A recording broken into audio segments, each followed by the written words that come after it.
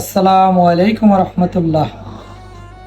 আমরা আজকে একটা সুন্দর একদম হোলসেল, যারা নতুন কিছু চাচ্ছেন আর একদম সুন্দর চাচ্ছেন তাদের জন্য একটা পিওর কটনের মাল নিয়ে আসলাম। এই যে দেখেন, দেখাচ্ছি, অনেক সুন্দর মালটা, একদম সেই সুন্দর এমব্রয়ডারি, সুন্দর। এখানে আমাদের নিজস্ব ফ্যাক্টরিতে এমব্রয়ডারি করা, এখানে সুন্দর করে পট্টি দেওয়া আছে। এখানে সুন্দর করে একদম পিওর কটনের জামাটা হবে, ইয়োগটা হবে এইভাবে।